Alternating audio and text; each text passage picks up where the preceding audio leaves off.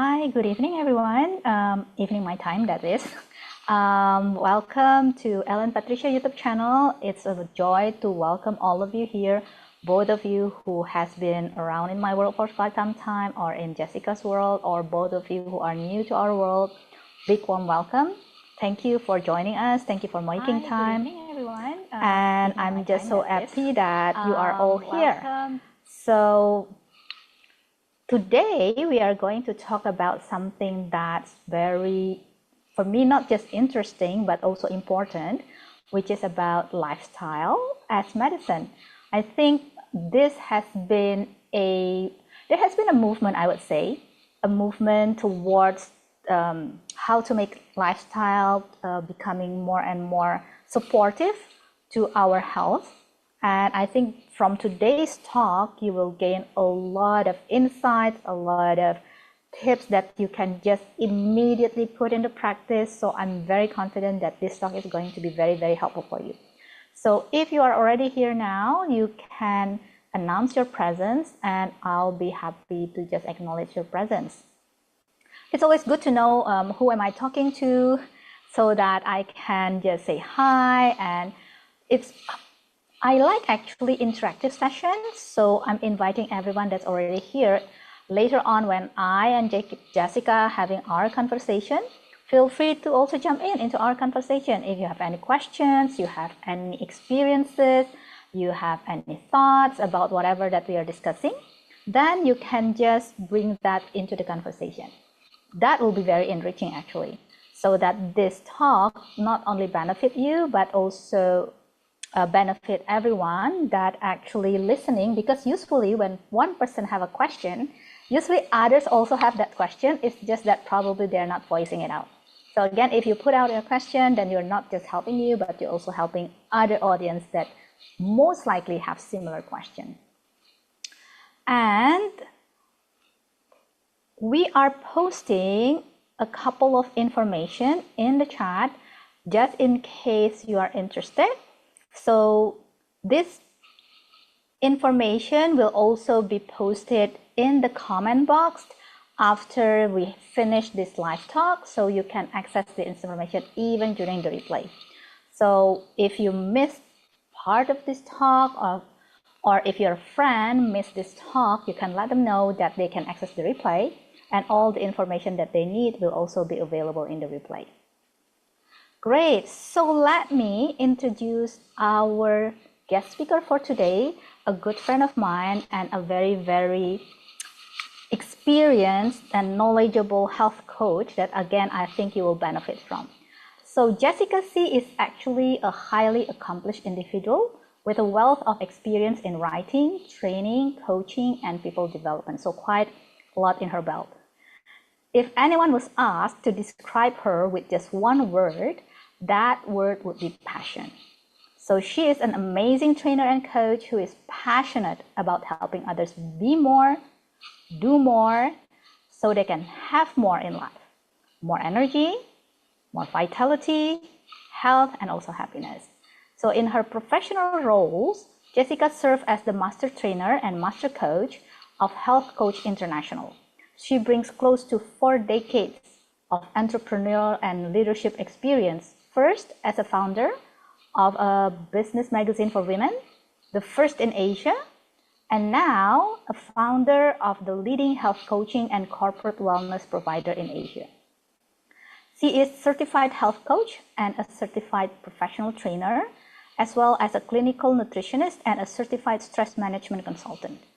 She is also certified in neuro-linguistic programming and neurosemantics, and is a certified lifestyle medicine physician. And she is also trained in fundamentals of structural thinking by Robert Fritz, and has also successfully completed a Harvard-X program on improving your business through a culture of health. So you can have a better understanding of who is this person that's going to talk about this lifestyle as medicine with us. And she is the founder of the Health Coach International and Health Coach Academy in Singapore. She and her team of health coaches have been helping clients to reach their health goals, be it lose weight, manage chronic diseases, or achieve mental wellness since 2009. She has also written several other books, reset, reshape, revitalized, making an impact as a trainer, making an impact as a health coach, and habits of health, path to stay healthy for life. So everyone, help me to welcome Jessica C., the founder of Health Coach International and Health Coach Academy. Welcome, Jessica. Thank you so much for making this time with us. Thank you, Ellen, for having me here. Good evening, everyone. I'm so excited to have this opportunity to share my passion with all of you. Thank you, Ellen, for inviting me. Oh, my pleasure indeed. I'm just overjoyed that you actually agreed to just show up and have this talk with me. I think this is really going to be a very insightful and very beneficial talk for my community and beyond. So, shall we dive in? Yes. Great. So, we are having this topic, lifestyle as medicine. So, I think that would be a good place to start. Would you help us understand better about this concept of lifestyle as medicine, and why actually do you think it's very important nowadays? Well, actually, lifestyle as medicine, of course, refers to the idea that our daily choices, what we do each and every day, not what we did 1 month ago or 10 years ago and so on, but every single day, our daily choices, what we eat, how we move, how we sleep, how we manage stress, are all powerful tools for healing and, of course, preventing diseases. And it's important. Why is it important? Because many chronic diseases, in fact, they are called lifestyle related chronic diseases. And I'm talking about diabetes, heart issues, even some cancers, joint pains, even neurological issues like Alzheimer's, Parkinson, and so on, even depression, right? All this can be influenced or even reversed. I've seen a lot of success reversed by people making healthier lifestyle decisions. Our body, our mind, our spirit are all interconnected. And by addressing these factors, we can actually achieve holistic health.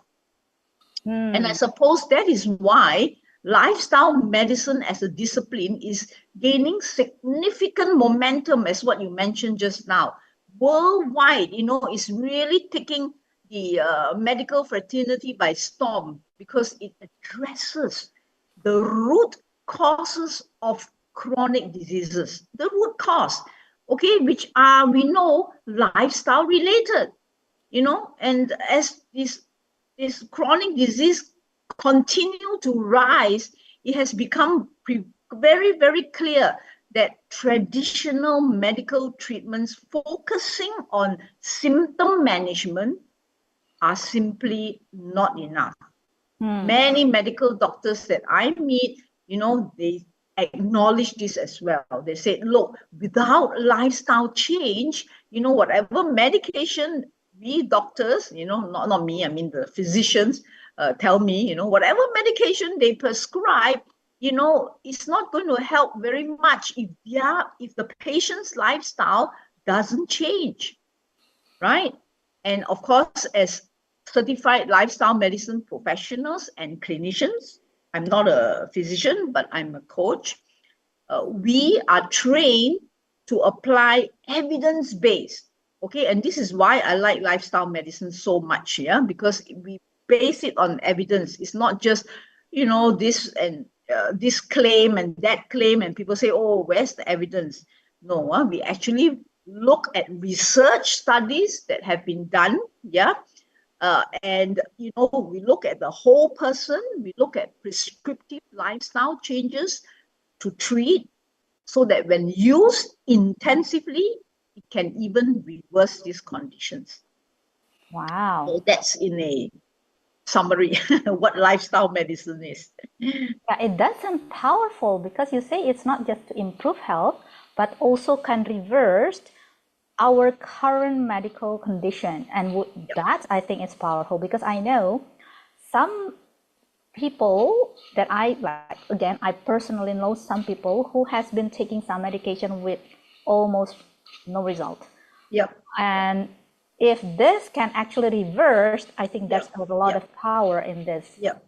Well, I won't say no results in the sense, yeah, really it's as what we said just now, is to manage the symptoms, you know. So of course it's dangerous not to take those medications. Let's say they have a heart issue or they have diabetes and so on, you know, or kidney failure and things like that, that is very life-threatening. So they would have to take the medication as prescribed by their medical doctor, but this would be just managing symptoms.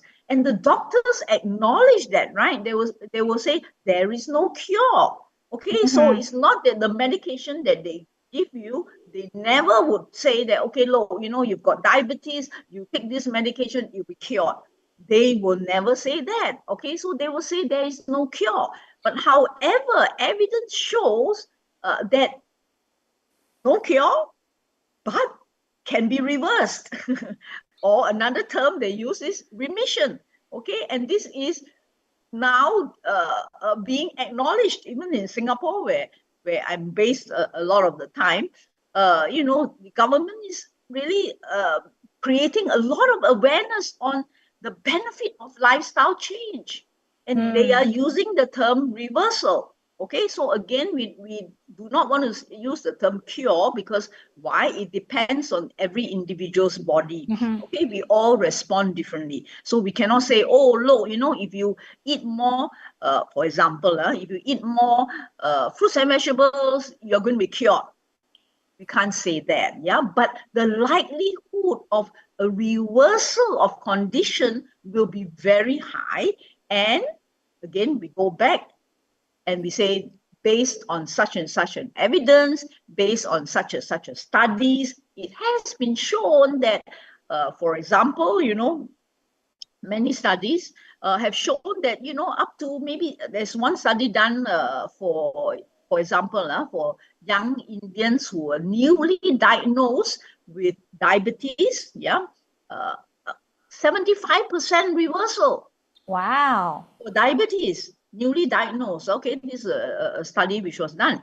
And yeah, so, you know, if we say, okay, look, the choice between taking medication for life, okay, that you still need because you got to manage your symptoms, yeah, and diabetic medication is not cheap as well, it's expensive, right? The choice between that and making different lifestyle choices which has the possibility to reverse the condition, meaning that now, let's say your blood sugar level is good, your HbA1c is good, and now you can go back to the doctor and say, okay, look, can I go off the medication? And if the doctor say yes, then that is a reversal. Yeah, definitely. I totally agree with you. And I'm actually quite curious, Jessica, when you say lifestyle as medicine. So what does this lifestyle covers actually? Okay, yeah. So, well, I often say that, you know, big changes start with small actions. Okay, it's not a 180-degree change and we say, okay, look, you know, I must revamp my whole. Well, some people do that because, you know, maybe they are, you know, in a life and death situation, maybe they may. But, you know, for most of us, it is just to start with small actions.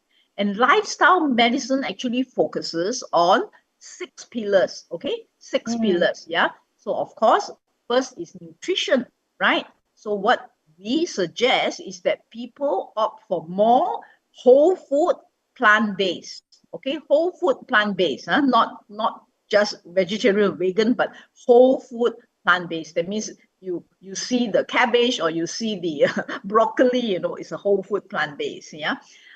And second one, so nutrition is number one. Number two is physical activity. Okay, so in fact, one of the major causes of poor health is sedentary lifestyle.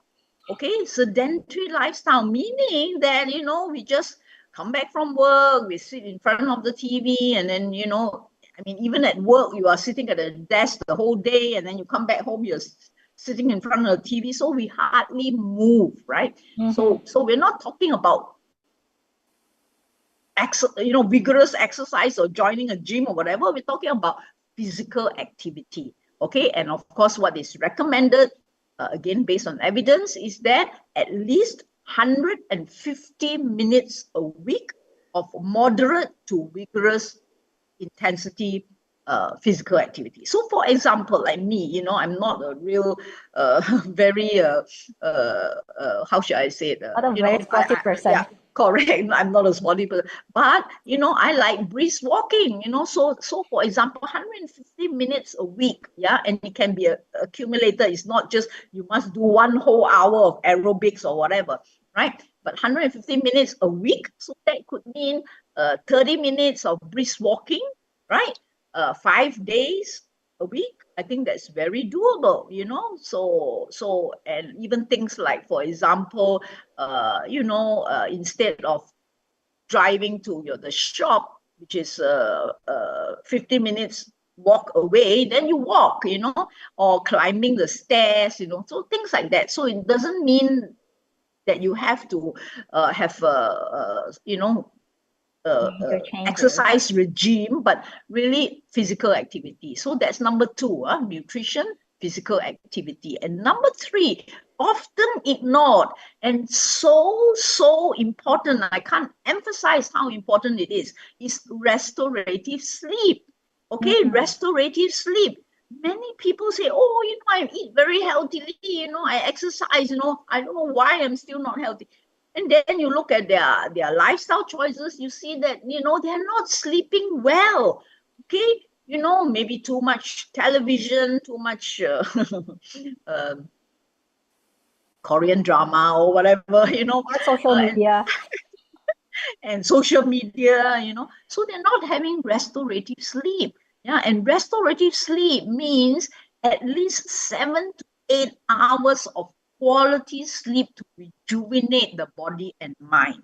Okay, 7 to 8 hours. So people will ask, okay, can I sleep 4 hours and then, take an afternoon nap, for another 4 hours? It doesn't work that way, right? Because of the cycles of, our sleep, so we need that 7 to 8 hours sleep, continuous at a stretch, right? So it's and also not too much as well. Some people say, oh, during the weekdays they maybe work hard or play hard, and then weekend they will sleep until maybe on Sunday or whatever, they sleep until noon, and it doesn't work that way. Okay, because I think we know from experience as well, when we do that, what happens, we get inflamed, and we feel not so good because we slept until noon, we slept for 12 hours, and then we feel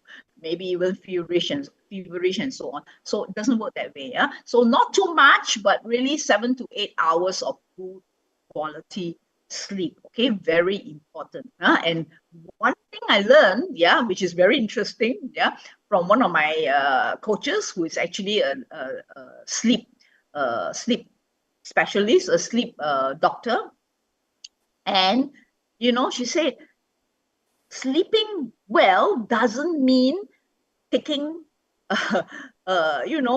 sleeping pills. Sleeping pills don't count. Okay, so I mean, I found it really interesting what she said. She said, sleeping pills don't give you restorative sleep. Sleeping pills knock you out. Okay, and being knocked out is not sleeping. Okay, so if those of us who watch boxing, we will know, right? If you get a, what we call it, a technical knockout, let's say if you get knocked out on the ring, at the boxing ring, can we say that the guy is fallen asleep? Obviously definitely not. We will say, oh, he's knocked out. Okay, he's not sleeping. So I mean, that was really interesting, because in my 20s, when I was studying in Singapore, I had insomnia and I had depression. I was diagnosed with depression and insomnia, and I was taking all kinds of sleeping pills and antidepressants and so on, to help me sleep. And now, from that statement, I realized, hey, that was not sleep. No wonder I still felt bad, even though I may be, the sleeping pill may have knocked me out, but it wasn't sleep. Yeah. So that's number 3, very important, restorative sleep. Yeah. And then, of course, number 4 is stress management. Yeah. As I think all of us know, stress is actually one of chronic stress, not acute stress, but chronic stress is one of the major causes of poor health. Yeah.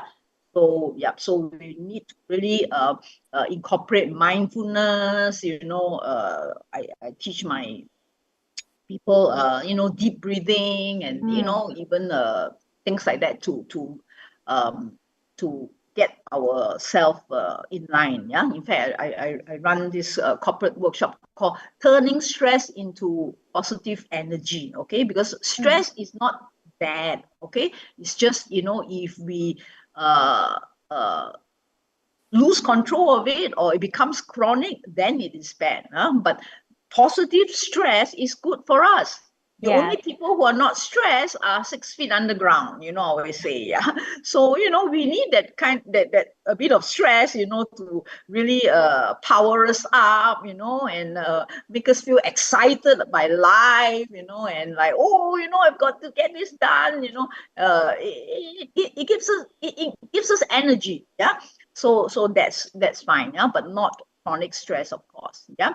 So that's number 4. Yeah, nutrition, physical activity, restorative sleep, stress management. And number 5, I think all of us know this, is avoidance of risky substances. Right? We can do the rest all very well, but if we are smoking or if we are drinking too much alcohol, or of course worse is taking drugs, I mean, obviously it's not going to be good for our health. Yeah. So avoidance of risky substances should be something that we really think about. Yeah. And of course, not easy. Yeah. Not easy. This is one area that once people are addicted to it, then they definitely need professional guidance, from therapists or from coaches like myself to help them, uh, you know, um, reverse this behavior. Yeah. So like my company, we also do smoking cessation programs, for example. Yeah. Okay. So that's number 5. And last, but definitely not least, in fact, it's been found to be one of the most important as well. Okay. But again, people don't really realize that. Yeah. Is positive social connection. Okay. I think there was one Harvard study, a very famous Harvard study that went through many decades. I think it was 50-year period. To study longevity, why some people live longer than others. And they found that one of the factors was these people had social connections, had social support. That means they had relationships, they had positive relationships with people and so on. So that is another important. Yeah. So the 6 pillars: nutrition, physical activity, sleep, stress management, avoidance of risky substances, and positive social connections. I see. Wow. Thank you so much for explaining that. I think that makes the word lifestyle more tangible, because lifestyles covers a lot of things. And by knowing that, oh, okay, actually we're talking about these 6 things that we need to focus on if we want to use lifestyle as medicine, I think that makes it again more tangible. And I noticed there's this question. Let me just read it. I think it's Padeni. Welcome, Padeni. And he's asking, do you know about stress and healthy condition for alpha generation who has problems parenting with their parents? How can we help them to get healthy life?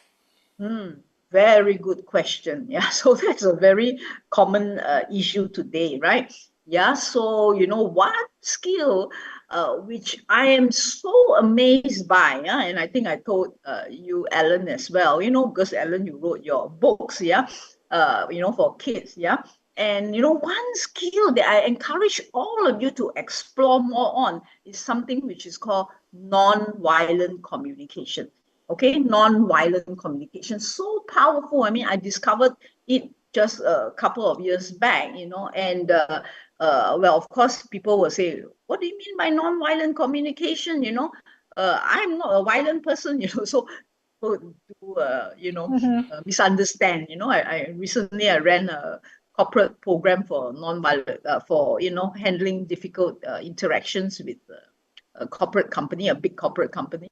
And the senior manager said, oh, here we practice non-violent communication. So I was, a bit surprised, because I'm thinking like, okay, she say they practice it in their company, but why is their boss hiring me to train them on this? So, couldn't gel. Then I realized she meant, oh, we are not violent here. Okay. So anyway, we don't mean that. Yeah. So we mean non-violent communication. So I think very powerful for parenting, really, because, basically non-violent communication looks at the key point about nonviolent communication is that we look at the feelings of the person, the feelings, and then we connect the feelings to the needs. Okay, connection of feelings to needs. Okay, meaning that many times we will just, I'm angry, then I will shout, or maybe I will scold the person and so on, but at the end of the day, what happens? I get more upset, maybe, the other person also get upset because I shouted at him and so on, and then maybe quarrel, maybe whatever, so it doesn't solve any issue, right? But really what non-violent communication, which is of course came about by Dr. Marshall Rosenberg. What non-violent communication do is we try to identify what is the unmet need for every feeling that we are experiencing. So if I'm feeling angry, why am I feeling angry? Okay, so okay, then I ask myself and I analyze, okay, so I'm feeling angry with that person because he didn't respect me, right? Yeah, so what is my unmet need is a need for respect. Okay, so now coming back to a question about the parents, so same thing. So sometimes we may be demanding our kids, hey, you just listen to me and you do this and so on and so forth, but we have not really looked at their feelings and try to see what is the need behind that feeling. Okay, so it could sometimes be even they're rebellious, maybe they needed attention from us, for example. So the unmet need is attention, right? But if we just look at the fact that, oh, you are so rebellious, and we and we also get upset by that, it's not going to work. Yeah. So I would say that is something which all of us should explore and look at. Yeah. Yeah, I think I resonate a lot with what you just said, because I think parents definitely need this skill of being able to connect with themselves. Like you say, being able to connect, what am I feeling actually? Sometimes even that they cannot identify. They just say, I feel bad, but bad is a very general term. Like, but what is it, this emotion that causes Yeah. you to feel bad? So Yeah. that is a skill that I think every parents would be very helpful to have, because when they are able to connect with their feelings, then and only then that they can help their children to connect with their own feelings, because children need adults to help them learn those skills. Yeah, absolutely, absolutely. Yeah. And the other thing I learned from nonviolent communication is that feelings. If you say, "Oh, I feel you have not respected me," that is not a feeling. Or I feel, as long as the feel, that word feel is followed by that, or the word feel is followed by a person, I feel you are terrible, it's not a feeling. Okay, Yeah, so it's a the thought. feeling, yes, it's a thought, it's a judgment. Okay, it's a thought or a judgment. So now I really learned to say, okay, so I must express it as a feeling. So I feel angry, I feel sad, I feel upset, I feel, so those are feelings. Yeah, the rest are thought or judgment. Yes, exactly. And I think that's a skill that Unfortunately, unless they take a course, a training, or being coached, they will not get it in their schooling, even though they take so many years of schooling. Yeah, yeah. And I think I also resonate a lot with this. When you mentioned the pillars, I was thinking from the perspective of the children. I think probably one of the things that the parent can also try to intervene, because like you say, making changes is not easy, right? We are all busy, we are all like limited bandwidth, limited time and energy to make change.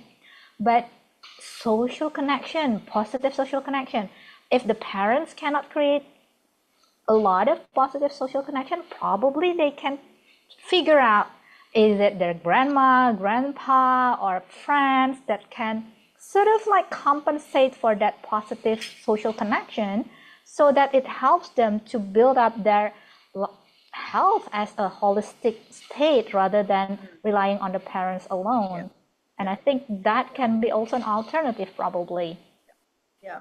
And also, I mean, I know we often say this anyway, so it's not really about the quantity, right? It's about the quality, you know. So, I mean, everyone is busy and so on, yeah. But really, it's about the quality, meaning that those few, that limited moments that you have with your kids, for example, are you connecting? Are you connecting, or are you scolding, or are you, interrogating? Like, have you done your homework? So really, it's the quality, yeah. And I also teach a lot of parents, yeah. So now relating back to health as well. So I always tell the parents, okay, for example, one activity that you can do. With your kids is, for example, you go supermarket shopping, yeah, do it together. And one thing I would ask them to do is, for example, is to, okay, especially for young kids, yeah. So we say, okay, today, or every supermarket trip, let's find a new vegetable that we have never tried before, we have never eaten before, and you choose, and then we buy that, and then we go back and we explore how to, recipes to cook it, and then we prepare it together, and then we taste it, and so on. So those kind of little activities are what can be the bonding time. Yeah. Mm-hmm. But of course, then the other important thing is, if you try something new, okay, why do I say try something new? It will then encourage them to be more adventurous, because there's actually unlimited options, right? Plenty of fruits and vegetables, that maybe some we've never tried before, so it encourages them to be adventurous rather than just say, I don't like vegetables, I don't like fruit, and end up they're not healthy, right? So that's the part. But however, what happens if you all pick something, let's say bitter gourd or something, and your child doesn't like it? What do you doesn't want to eat it because it didn't taste good? What do you do? I will often ask the parents, yeah. So of course, don't scold them, okay? Don't say, yeah, you're the one who chose it, so you better finish it up. No, okay, that will put a stop to any Yes. future sense of, Yeah. yeah, correct. So you may say, okay, never mind, we don't like this, maybe a different recipe, or something else, but don't scold them and so on. Yeah. So that is one thing. And the other thing which I found very, very interesting, I just can't wait to share this, yeah, is, recently I was watching Netflix. I seldom watch, but I saw this guy, whom I read a lot of his books anyway. So he came out with a series in Netflix. Okay, I don't know whether anyone of you have seen it. It's called Cooked. Okay, Cooket, by Michael Pollan. Okay, so Michael Pollan is famous for his very concise statement. He says, eat food, not too much, mostly plants. Okay, so he's often quoted for that. Eat food, okay? That means real food. Eat food, not too much, mostly plants. Anyway, he's famous for that. So he came out with this series, Cooked, to study what they call it, the history of cooking, why humans started to cook, and so on. And some of the things he said really made such a big impact on me as well. And I want to share this with the parents out there, okay? If you think back, okay, people of our generation, I mean, I'm of course much older than most of you, but anyway, people of our times, you think back to your happiest childhood memories, okay? Many of us may say that, oh, it was my mom, cooked this thing, and, it was so nice, and then we ate it together as a family, So those are good memories, So he says there are good memories in a pot, okay? But today's modern society, what do they do? Go restaurant, hawker center. Grab food, so or fast food, so I want to ask you this question, parents. Do you want your child in future memories of being with you to be, I remember my mom and my dad, they used to take me to fast food restaurant. I'm not going to mention the name,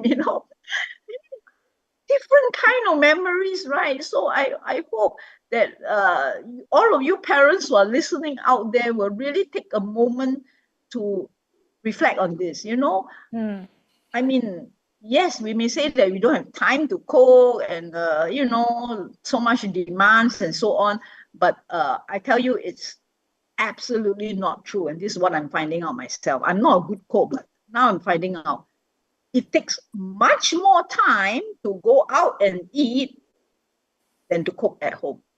So it's really a lie, L-I-E, a lie that you tell yourself. Yeah, a lie, okay? They always say belief, it's a belief. Belief has the word lie inside it, L-I-E, okay? So sometimes it's just a lie we tell ourselves, oh, I don't have time to cook, so let's go out and eat. And then you calculate how much time going out, finding a parking, ordering food and all that, it actually consume more time. If you plan well, you can just whip up something together with your kids, and of course, treasuring the time of bonding over a meal together. All that are precious memories that we want to create for our kids. Yeah, I think that's a very important question that you gave us to ponder it every now and then, like, what memories am I creating with my children? I think that would be helpful for us to create an intentional kind of way of living rather than just follow whatever that's unfolding. And I'm actually very interested to circle back about what you say about this modern life. And we know this modern life induces a lot of stress and not very healthy stress, actually, and a lot of unnecessary stress, actually. So I wonder, in your experience, how does stress actually, well, we know stress is not good for health, definitely. But how does stress can contribute to reversal? So because if we manage stress well, then of course it can help with the healing process of the body and the mind.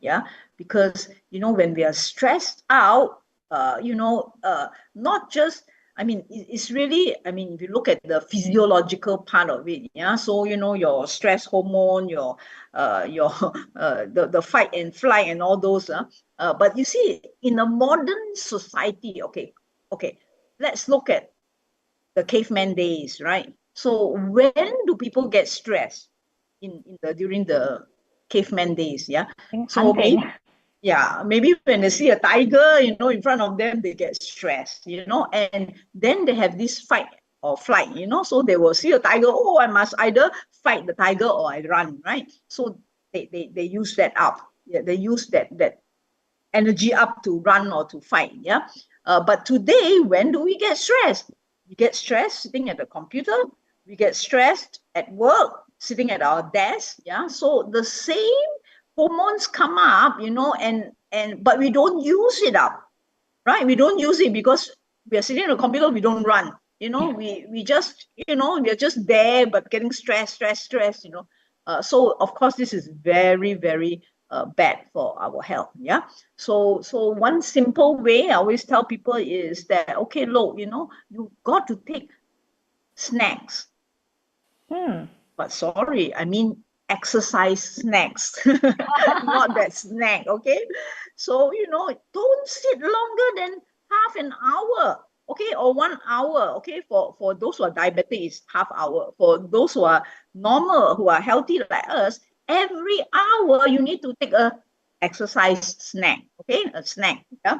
Not that kind of snack, huh? But what I mean is that you just get up, So for those who have sedentary jobs, so you just get up at your desk and you just do, hold on to the back of your chair and just, do some, how should I say? Yeah, some stretching, or, I'm very glad now that I work from home. I don't really go into the office until, unless maybe a few times a week. But, at home, what I'll do is when I'm so busy at the computer writing a program or whatever, so I make sure, every hour I go downstairs, I walk down and I,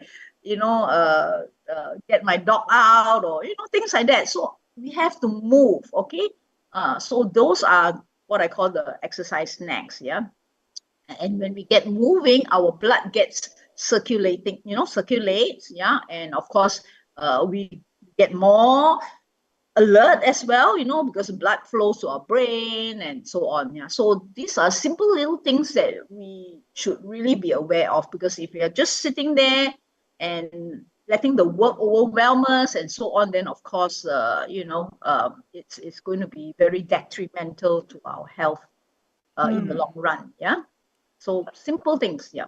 Yeah. Is there like a measure, like for example, if I've already sit for 1 hour, how many minutes so I move? Like, is there something like we can use as a yardstick? Yeah, so just 5 minutes, 5, 10 minutes every hour. So, which by the way, just now I mentioned the guideline is 150 minutes a week, right? So those few minutes also can count, can add up, So I mean, just now I said 30-minute walk, but if you don't want to do a 30-minute walk, can you imagine every hour you get up and do a 10-minute? That means 8 hours is already quite a lot, right? Yeah. Or even 5 minutes, okay, not even 10 minutes, even 5 minutes. So all that can add up, okay? They found the exercise, you can add it up. It doesn't need to be one whole stretch. So yeah, so make a conscious effort to do that, whether you're working in the office or at home, just get up and, do some stretch. Doesn't matter if your colleague thinks you're crazy, never mind. Just do some, some simple stretch and, here, there. Yeah. So it will help. Yeah, definitely. It will count towards 150 minutes. Yeah. That would be very great. Like, we can definitely do it. Like, it sounds very doable. Yep. All these things that you're mentioning. That is the right word, Ellen. Yeah. So doable. Yeah. Because, if people think that, oh, it's really out of my control, it's not doable, then they're not going to get started. So that's why in our coaching, we always say a plus minus, So I will ask my client, what can you plus? What can you add? One little thing that you can add. Maybe one extra piece of vegetable or fruit, or like we mentioned, maybe a walk. What can you minus, So plus minus way of doing it. So minus, okay, maybe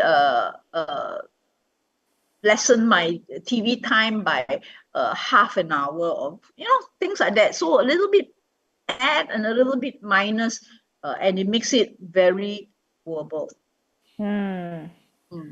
Now, coming back about doable, I'm wondering like if movement is more, I guess like small things, but we can figure out. Eating also, let's say a relationship can also something that we try, avoiding drugs.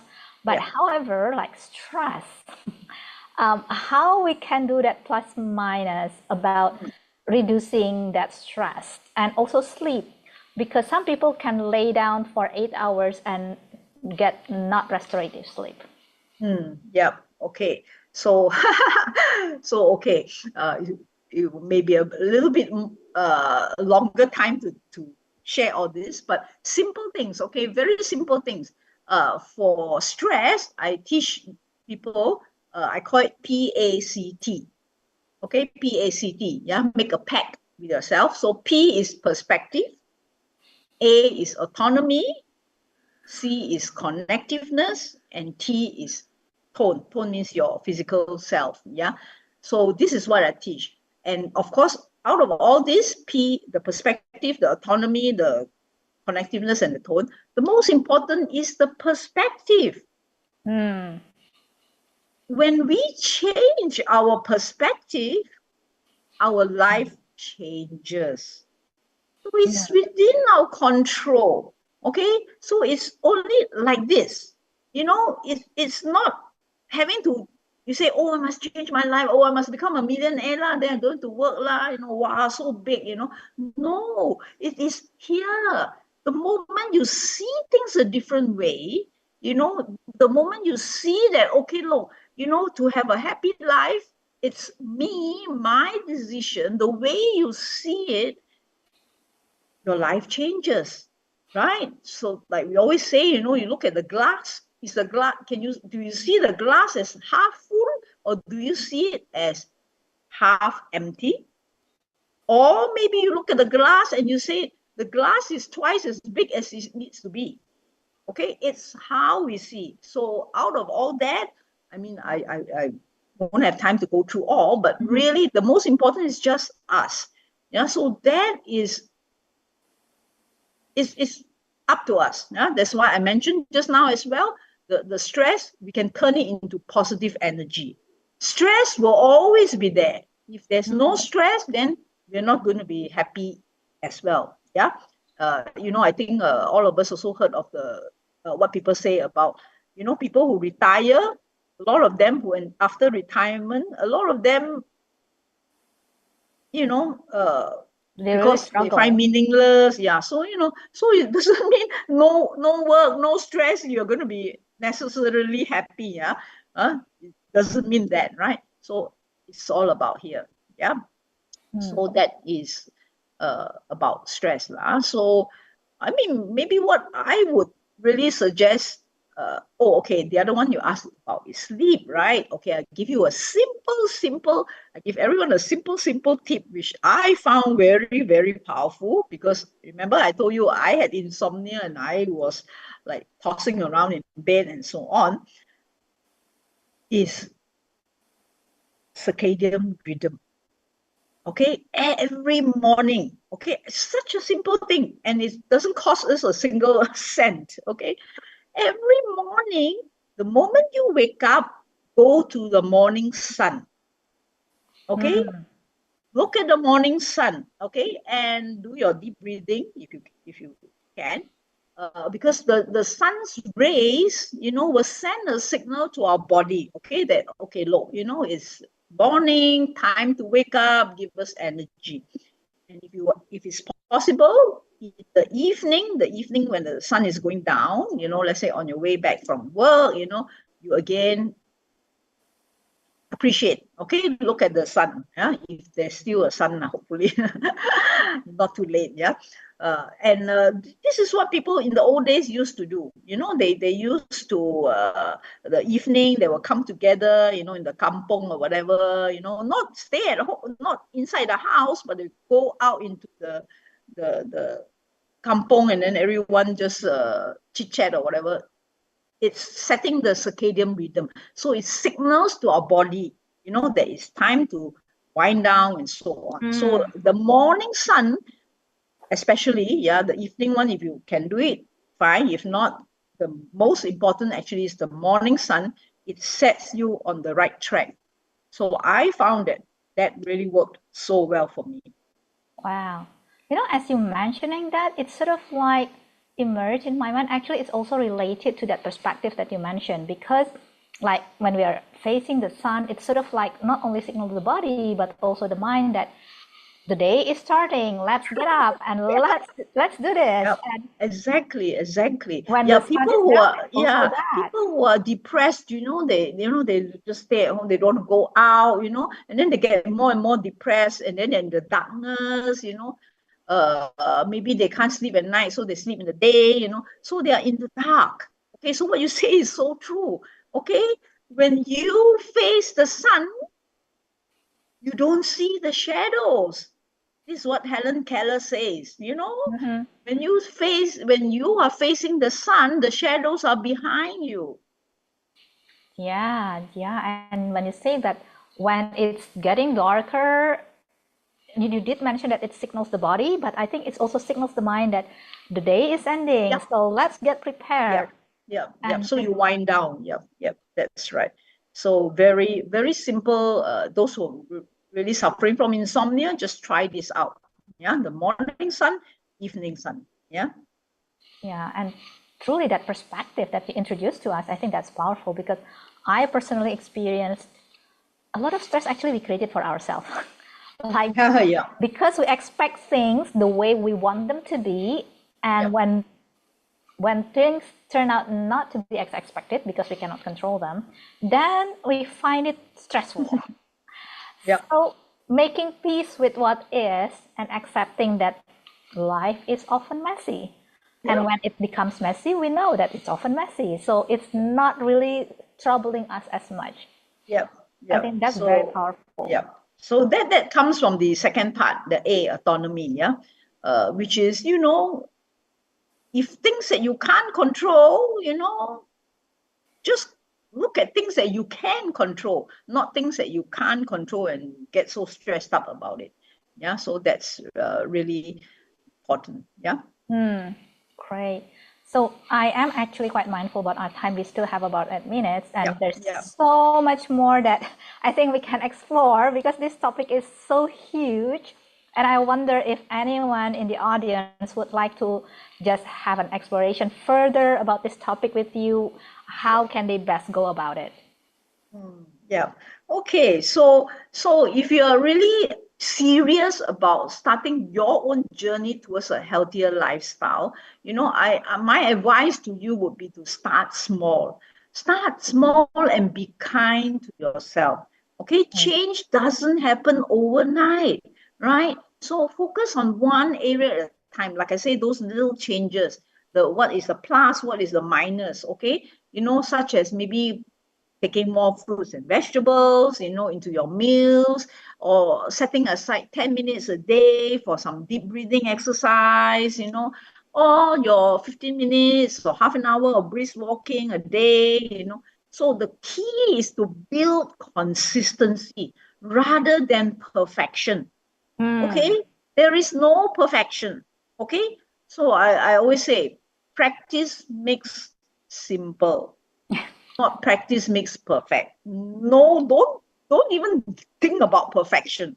Okay, Mm-hmm. you just want to make things simpler for yourself.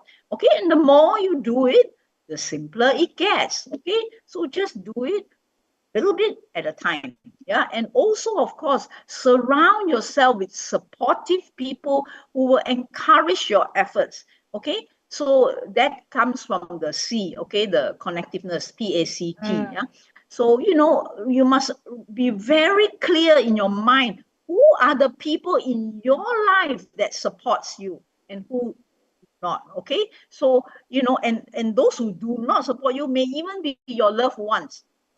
That's fine. Okay, just know this, realize this, so that you don't go to them and ask for their advice or their support, because you know that, well, we can't change other people, right? But if you know that, okay, look, I've got this girlfriend or this friend who's very supportive, then you can go to that person.